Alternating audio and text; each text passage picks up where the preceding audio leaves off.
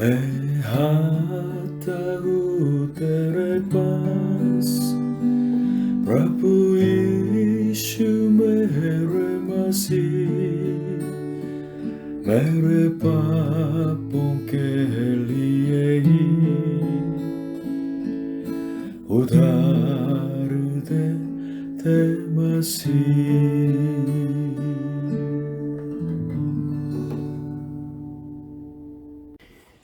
Hallelujah. प्रभु यीशु मसीह जी आप सभी को आशीष दें।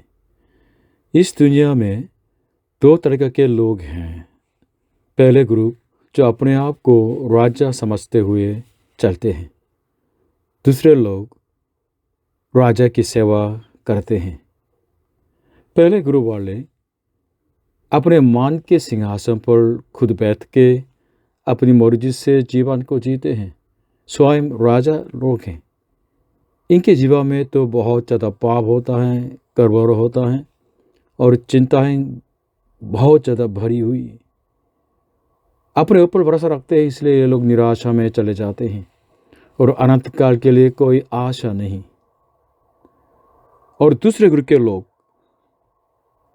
सच्चे राजा से मिले हैं, वे लोग, और अपने मन के सिंहासन को उस राजा के लिए दे दिया है। वो राजा इनके मन में आके शासन करते हैं, उनके सिंहासन पर बैठते हैं। और इन लोगों के लिए राजा की इच्छा सबसे महत्व है, और राजा उनकी रक्षा करते हैं, उनकी अगुवाई करते हैं, प्रेम और शांति से उनके पर शासन करते हैं। और राजा उनको धार्मिकता की राह पर, पवित्रता की राह पर और अनंत जीवन की राह पर ले चलते हैं। ये लोग राजा की प्रजा बन के, राजा के दास बन के सुख जीवन जीते हैं। मनुष्य के इतिहास में अनेक जो राजा लोग होके आ रहे हैं, लेकिन ये लोग सब पाप से प्रभावित हो चुके हैं और मृत्यु के सामने बिल्कुल कमजोर व्यक्ति थे। भरोसा उनके ऊपर रखने के योग्य नहीं थे। बाइबल हमें एक राजा के जन्म के बारे में बताते हैं। वो राजा जिसको परमेश्वर ने मानव जाति के लिए दिया।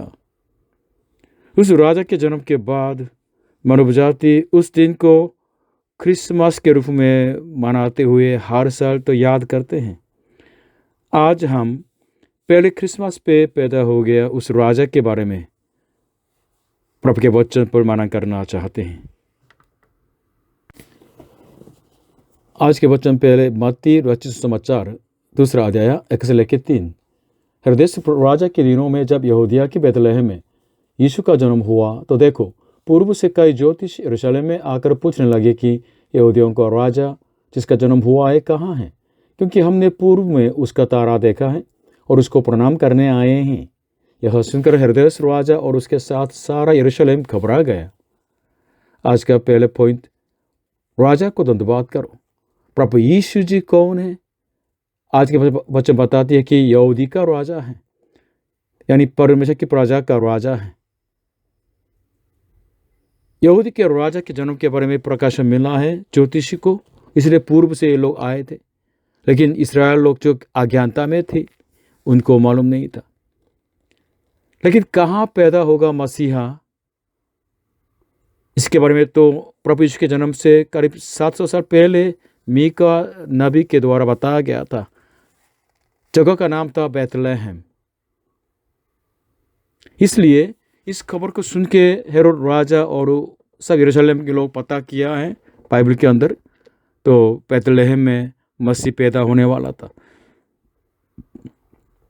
परमेश्वर ने पूर्व में एक ज्योति दिखाई, एक तारे को दिखाया, इसलिए उसके पीछे पीछे चल के कई ज्योतिषी लोग प्रभु यीशु के पास आके उनको धन्यवाद किया था। मेरी प्रार्थना है कि परमेश्वर भी आपके जीवन को इस तरह अगुवाई करे और राजा यीशु से मिलने दे। हालेलुया। आपके राजा के रूप में प्रभु यीशु आए हैं, इसलिए उनको धन्यवाद करें। प्रभु यीशु के जन्म के बारे में जिसने भविष्यवाणी की, मीका नबी का जो किताब में मीका का 5 कदों में इस तरह है कि है बैतलहम एफ्राता, यदि तू ऐसा छोटा है कि यहूदा के हजारों में गिना नहीं जाता, तो भी तुझ में से मेरे लिए एक पुरुष निकलेगा जो इस्राएलियों में प्रभुता करने वाला होगा। और उसका निकलना प्राचीन काल से वरन अनादिकाल से होता आया है। मीका कह रहे कि करीब 700 साल के बाद बेथलेहम एक स्थान में एक जो पुत्र जो का जन्म होगा, ये मसीह होने वाला था और इस्राएल के ऊपर शासन करने वाले, इस्राएल के राजा के रूप में आने वाले थे। लेकिन उसको पढ़ के ना यहाँ स्पष्ट पता चल जाता है कि इस्राएल के अंदर जो साधारण जो राजा आए थे उनके जैसा नहीं है ये, क्योंकि यहाँ इस्राएल लिखा है बीच में एक पुरुष निकलेगा जो इसराइलियों में प्रभुता करने वाला होगा। हाँ, मेसिया के रूप में जो आने वाले हैं, मसीह के रूप में आने वाले हैं, मनुष्य देह धारण करके एक पुत्र के रूप में पैदा होने वाले हैं, वो शासन करने वाला होगा, इस्राएल का राजा होगा। लेकिन यहाँ आके उसका निकलना प्राचीन काल से और अनादिकाल से है। मतलब अनादिकाल से होने वाले ये कौन हो सकता है? ये परमेश्वर हैं।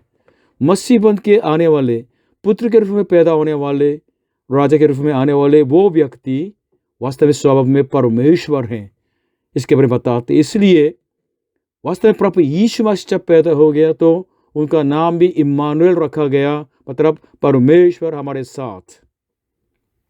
प्रभु यीशु पापों से अपने प्रजा को बचाने वाले हैं, मुक्तिदाता हैं, मसीहा हैं, अभिषेक किया गया है और राजा होके आए हैं, स्वभाव में परमेश्वर हैं।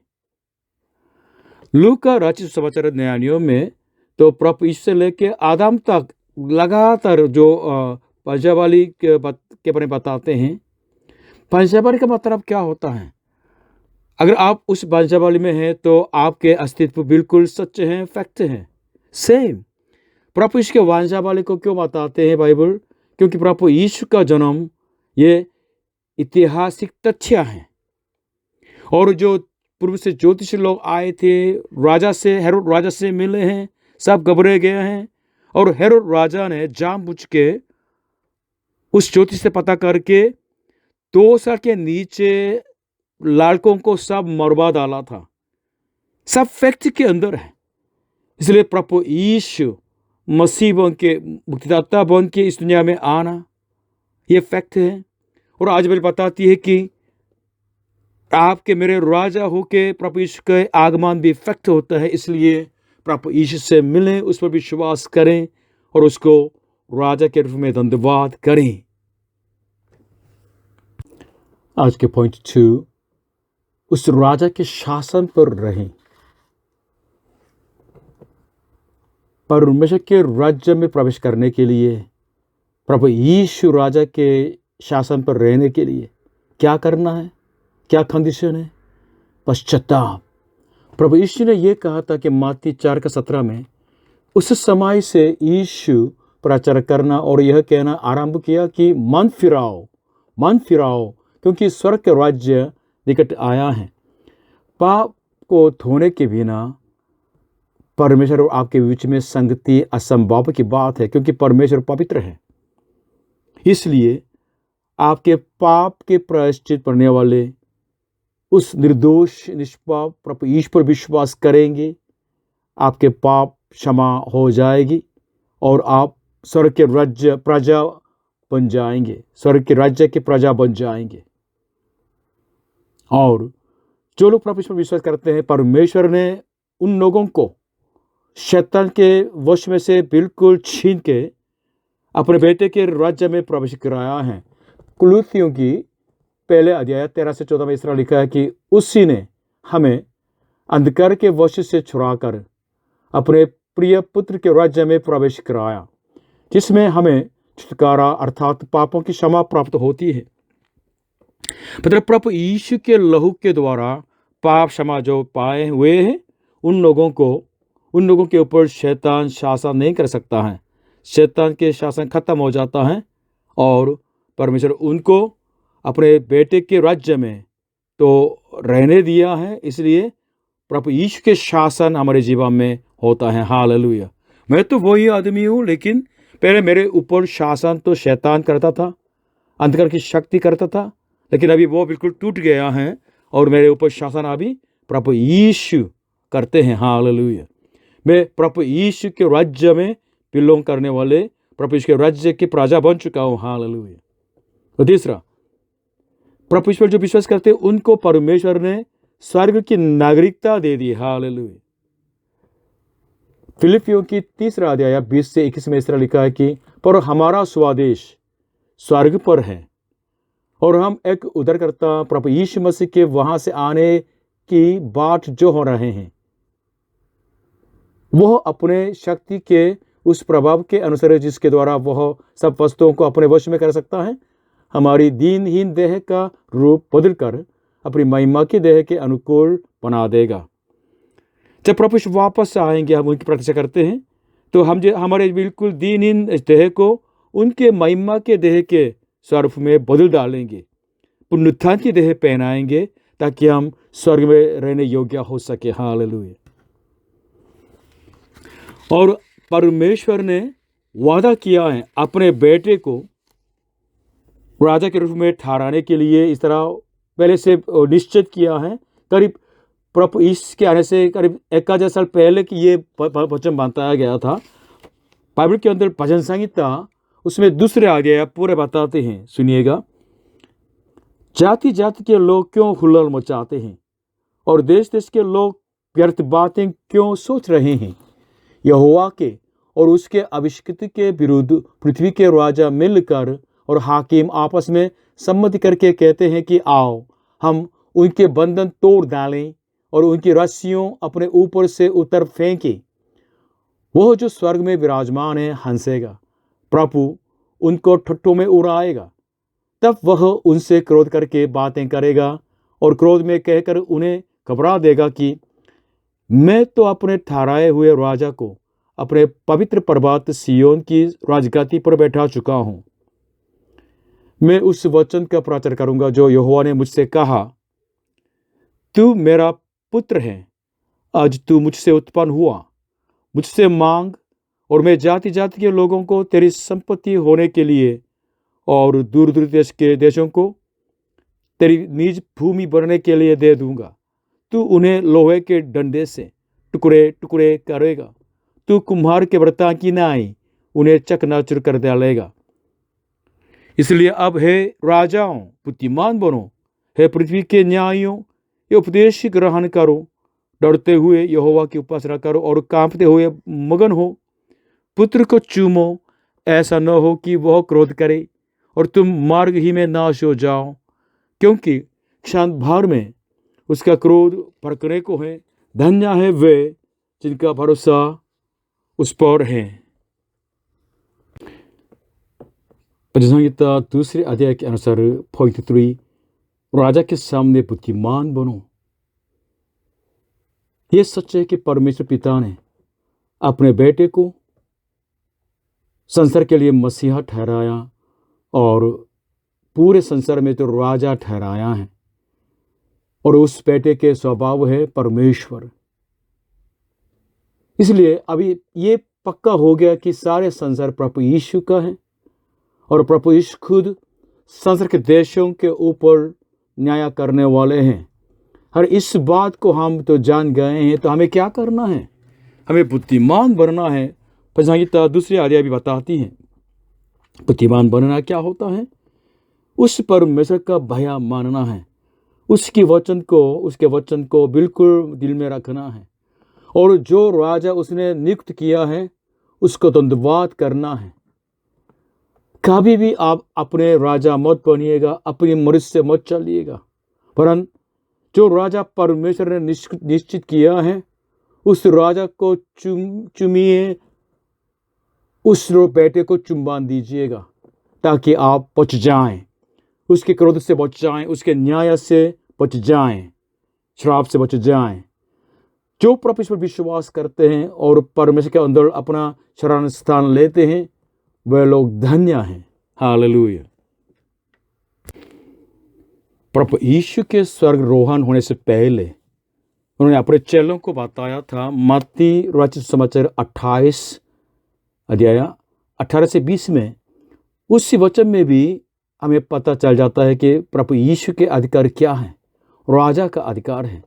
सुनिएगा, यीशु ने उनके पास आकर कहा कि स्वर्ग और पृथ्वी का सारा अधिकार मुझे दिया गया है, इसलिए तुम जाकर सब जातियों के लोगों को चेला बनाओ और उन्हें पिता और पुत्र और पवित्र आत्मा के नाम से बपतिस्मा दो और उन्हें सब बातें जो मैंने तुम्हें आज्ञा दी है मानना सिखाओ। और देखो, मैं जगत के अंत तक सदैव तुम्हारे संग हूं।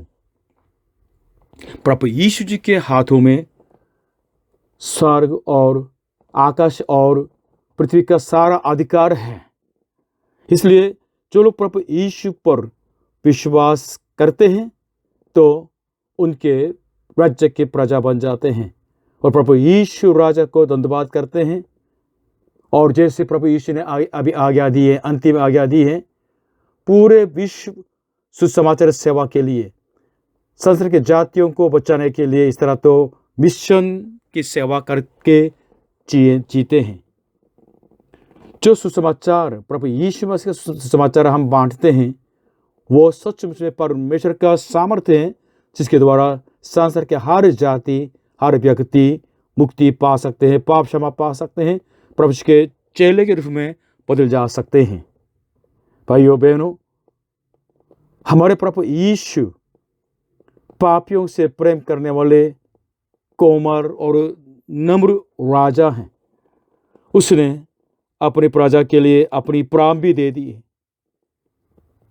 प्रभु यीशु हमारे राजा को धन्यवाद करें, उनकी आज्ञा को माने, इस तरह धन्य जीवन जीते रहें और एक दिन वापस आने वाले उस प्रभु यीशु से मिलने पाएं, ताकि प्रभु यीशु की तरफ से आपको उस अनंत जीवन के लिए योग्य पुनरुत्थान की देह मिल जाए, महिमा के देह मिल जाए और आप सदा के लिए स्वर्ग में तो रहने पाएं।